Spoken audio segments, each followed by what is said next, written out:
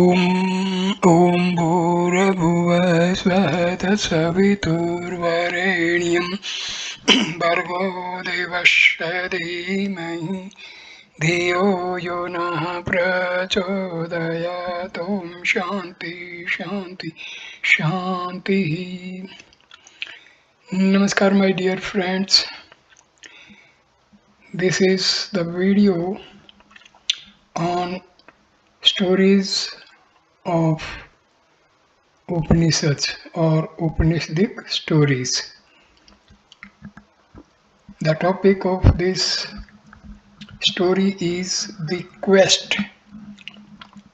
This story is taken from Prasanopnishad of Atharvaveda, and the sage of this Upanishad is Piplada. The quest after the eternal has preoccupied the minds of men at all ages. The pattern of the problem may change, but the problem remains.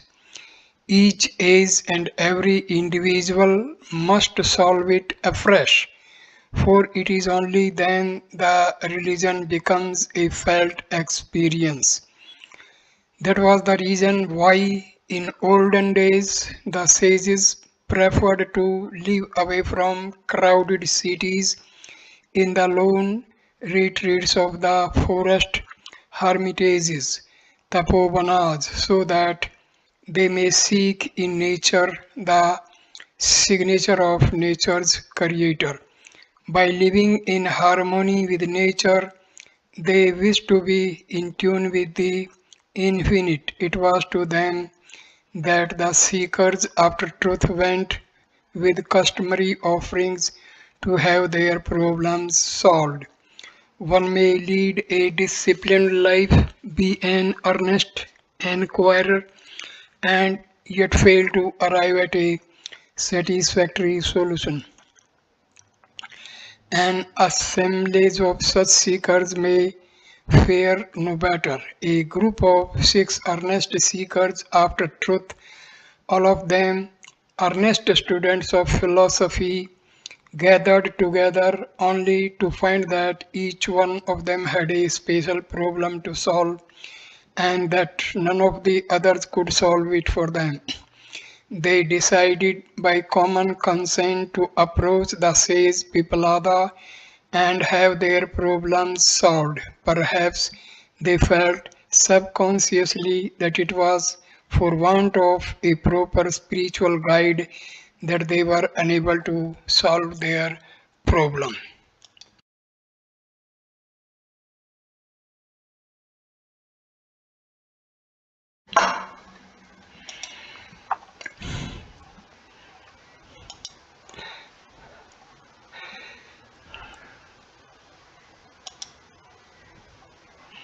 When they approached, says Pipalada, whose fame had spread far and wide, he asked them to stay with him for a year and to practice Brahmacharya.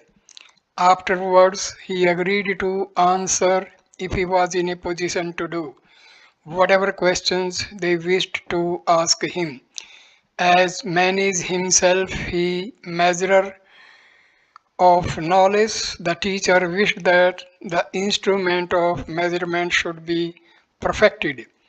That was why he asked them to stay with him for a year and observe such sadhana as was conducive to sattva shuddhi. For his part, Pipalada was as modest as he was learned.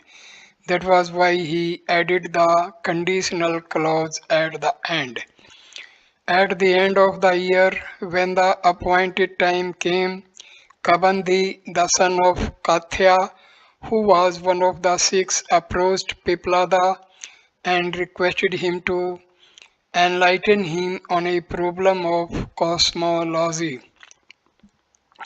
He put it in the form of a question: what is the origin of life? Although the question had nothing to do with Brahmavidya directly, Piplada agreed to answer it.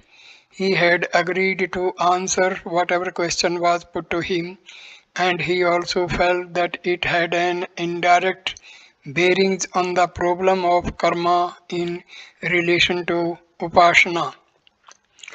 The sage Pippalada knew that the Srishti Vakyas of the Vedas are meant to direct our attention towards Brahma, from whom all things come, and that apart from Brahma they have no meaning. He therefore told them that the whole of creation has emanated from the tapasya of Brahma. Then came successively Agni, Aditya, Prana, Chandra, and Anna. They were meant to be the custodians of creation or help in the growth and solidarity of life. To the Upaska, the sun is not a mere ball of fire, it is Vasunara fit to be adored as the manifest form of one without a second, the eye of all and the life of his from the point of view of the Upasaka. What is known as Vasanvara is also known as Hiranyagarbha or Karya Brahma, the absolute in relation to his creation. Therefore, whoever practices brahmacharya and tapasya, looking upon Aditya as the visible embodiment of the One and the Eternal, by virtue of that upasana, traverses the Devyana path, the path of light that leads one to the abode of the fearless and the immortal. He who realizes that we came from God, who is our home, goes back as a trailing cloud of glory to where the immortals are. Otherwise, one misses the significance of life, becomes earthbound, starts as a particle of matter, then becomes energy, and finally becomes life, only to go through the same treadmill round at every dead end dissolution. This is known as the Pitriyana, a chariot wheel revolving on its hub is an apt symbol of it. That's why said Pipalada's life is one great object should be the quest after the Supreme. Pipalada had by his answer given a direction to the discussion that was to follow. Whether be a descendant of Bhargu eagerly took up the clue that was offered to him. He had been told that what is manifest should be regarded as the symbol of the Absolute. Each aspect is from the Upasaka's point of view a deity. But there are so many aspects and apparently so many deities. His problem was who among them could claim primacy. He wished to know how many deities there are, how many of them are manifest in the human body, and who is the foremost of them.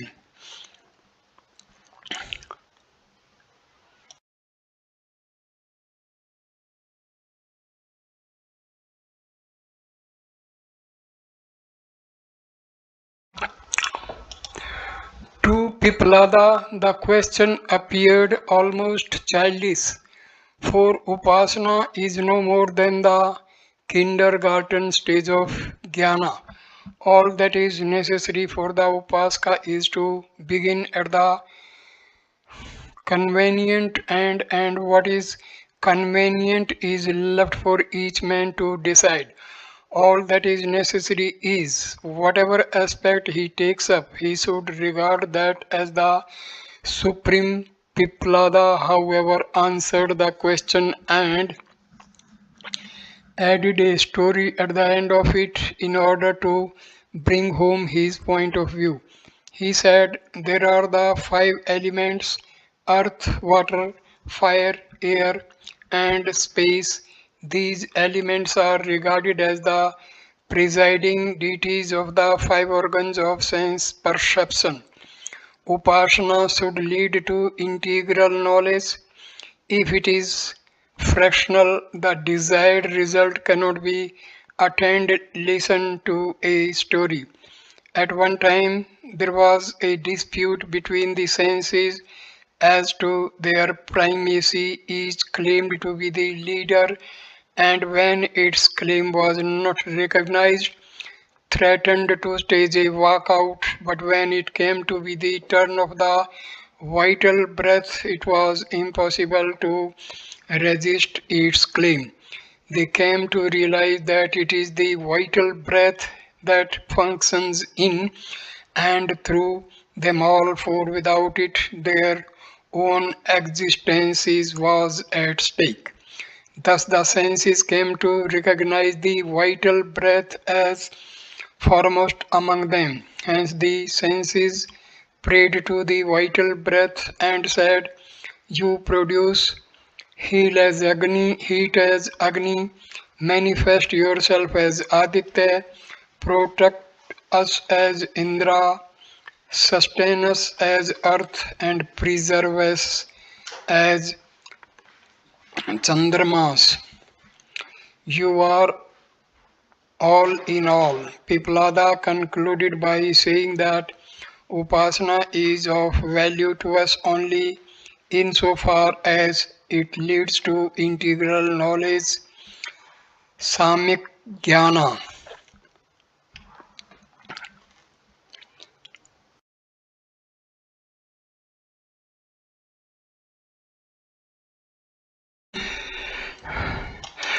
Two problems had been set at rest. It was now the turn of Kausalya, a descendant of Aswalyana, to put a question to the spiritual preceptor. He wished to be enlightened on the various problems connected with Pranopashna. "Revered sir," he said, "will you have the goodness to let me know whence it is that the vital breath originates and the manner of its entrance into the body, as well as how it divides itself into its five components parts and to what place it goes? How does it contain within itself all objects, both external and internal to it?" Piplada was extremely pleased with a disciple who could raise so many intricate problems. He also felt that to be able to question properly is itself a halfway house to knowledge. Piplada then explained to him the beginning, middle, and end of prana in relation to Brahma.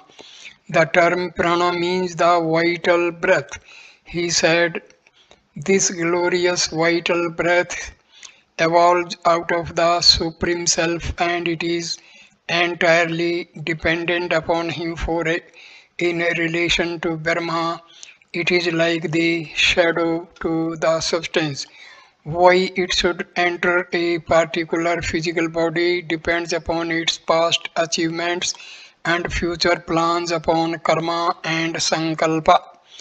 The vital breath, the mukhya prana, carries its subtle body with it. The heart is the abode.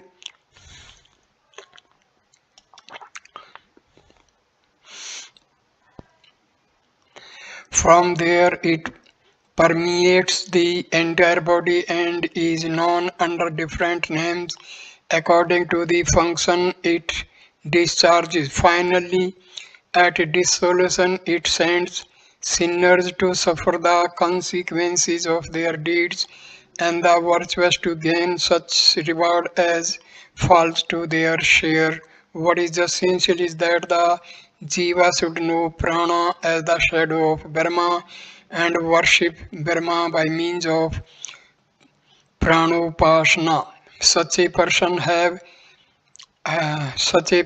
lives in Burma and his line never comes to an end. Kausalya of Aswalyana Gotra felt satisfied, for he was on the threshold of the knowledge of Brahma.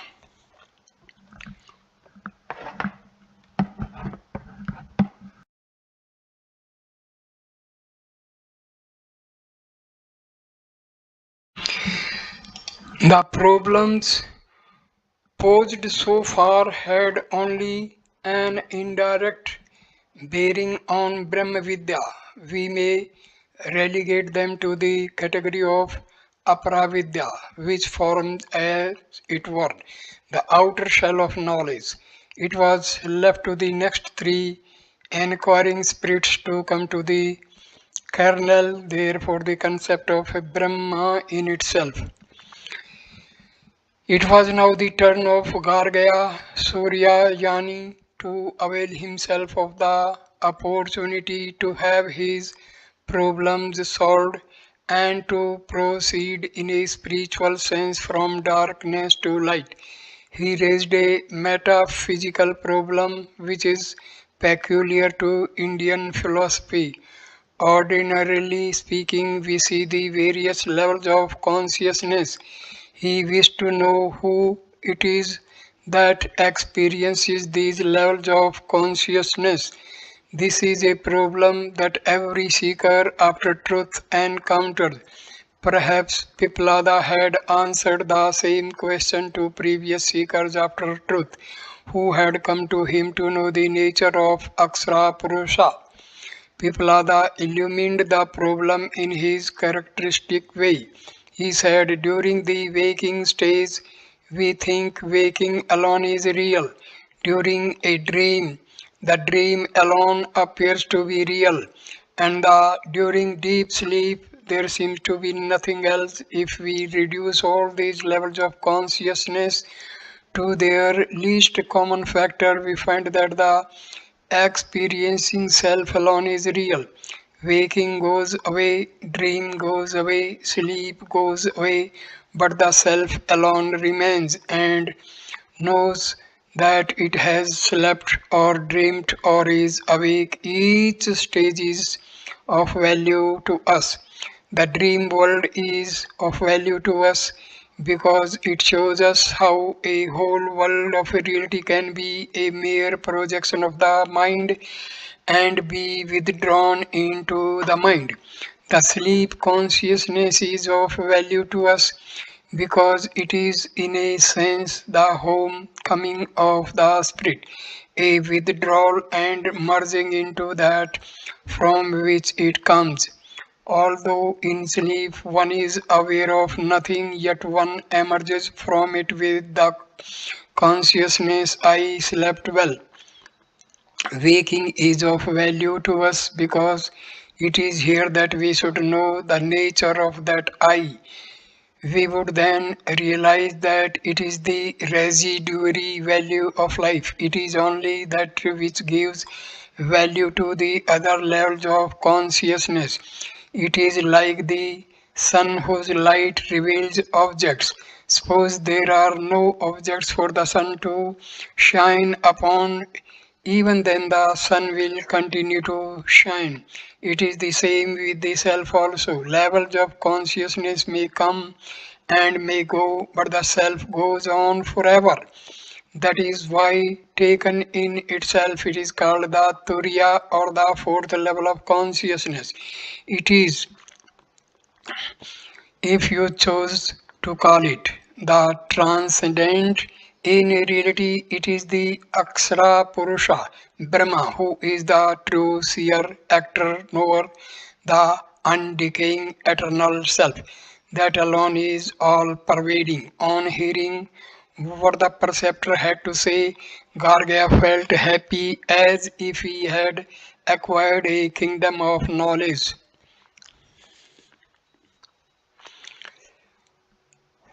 Saibaya was a pragmatic idealist. He wished to know the use of everything, even though it be the knowledge of the Supreme. He asked his revered sir,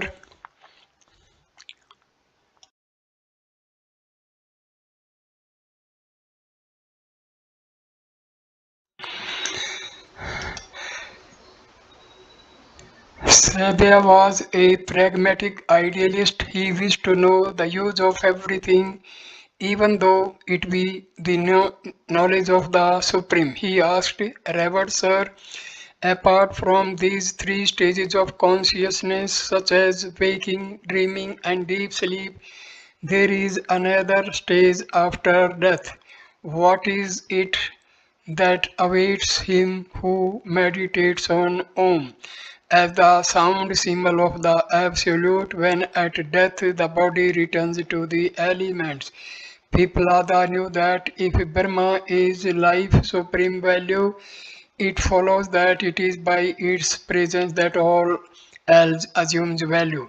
With it they have value, and without it they are nothing. He therefore said that the symbol Om stands for Brahma, both in a relative sense in relation to the world of manifestation, and in an absolute sense in relation to that which has beyond what is the individual, what the individual regards as either here or hereafterward. From the standpoint of the absolute, both of them belong to the world of manifestation and therefore belong to the world of relative values.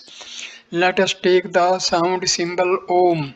Suppose that the initial letter A stands for the sum total of all the good things of life here, and similarly the middle letter U stands for the good things in the hereafter. The two put together will not form Om. The sum total of the relative values will not give us Brahma. The immanent does not exhaust the possibilities of the transcendent.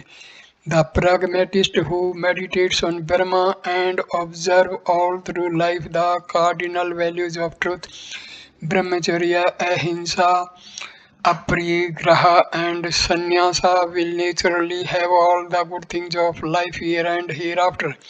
Whoever is satisfied with them will naturally have to come back to the world of relative values. That's why it is necessary to know Brahma in its unconditioned aspect, as otherwise one's upasana will not be complete. To such a person there is neither coming nor going. He is always established in that which is.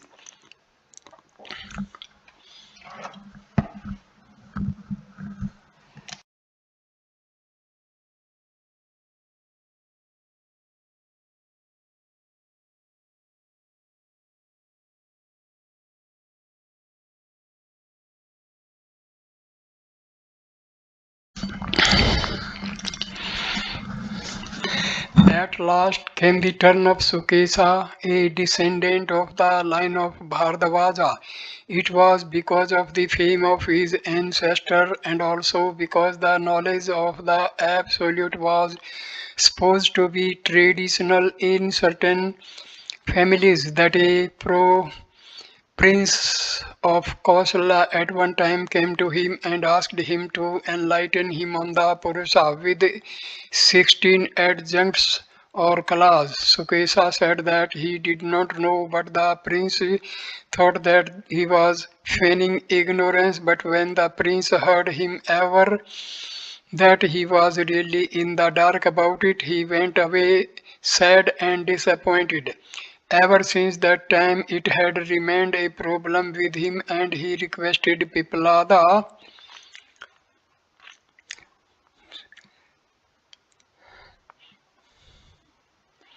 to shed light upon it.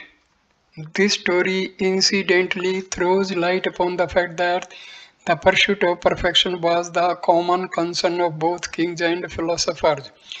Piplada replied, that very Purusha from whom the 16 component parts owe their origin exist in the cavity of the heart. He then gave him a list of those 16 kalas, including in it the various aspects of the environment around us, its subtler forms in us, and the interaction between the two as made manifest either in the field of action or of knowledge. He said further that all those kalas are meant to direct our attention to the Purusha, apart from whom they have no independent existence of their own. They are like the various rivers that flow into the mighty ocean and afterwards lose their identity and their name. That's why the Purusha is all pervading and is the eternal witness. Piplada said to them by way of conclusion that he had informed them all that he knew and added that there is nothing more to be known. The quest was all well worth undertaking. The six seekers after truth rendered thanks to Piplada, their spiritual guide, offered him their salutation and returned home blessed beyond measure. Thank you. This video comes to an end. Thank you for watching this video. Please like, comment and share the video. Subscribe the channel. Thanks a lot. Namaskar, my dear friends.